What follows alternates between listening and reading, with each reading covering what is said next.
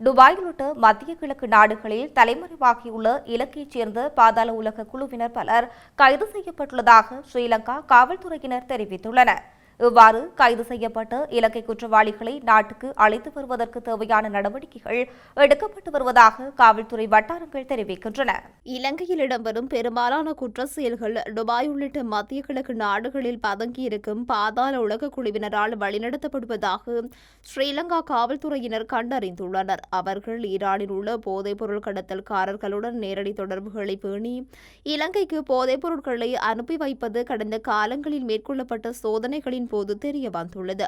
இதற்கமைய ஈரான் மத்திய கிழக்கு பிராந்திய நாடுகள் மீது தாக்குதல்களை மேற்கொண்டு வருவதால் ஈரானிய குற்றவாளிகளுடன் தொடர்புகளை பேணும் நபர்களை கண்டறிய அந்த நாடுகள் விசேட நடவடிக்கைகளை ஆரம்பித்துள்ள நிலையில் இலங்கையைச் சேர்ந்த பல குற்றவாளிகள் கைது செய்யப்பட்டுள்ளதாக தெரிவிக்கப்பட்டுள்ளது.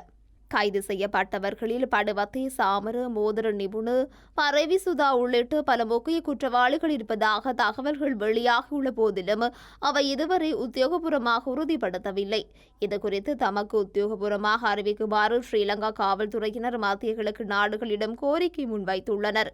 இந்த கைது நடவடிக்கைகள் காரணமாக தற்போது பல குற்றவாளிகள் மத்திய கிழக்கிலிருந்து ஐரோப்பிய நாடுகளுக்கு தப்பிச் செல்ல முயற்சிப்பதாகவும் தகவல்கள் தெரிவிக்கின்றன. இதன் விளைவாக கடந்த சில நாட்களுக்கு முன்னர் கரந்தரிய சுத்தாவின் சகோதரரான ராஜு என்பவர் இந்தியாவில் வைத்து கைது செய்யப்பட்டதாக குறிப்பிடப்படுகிறது.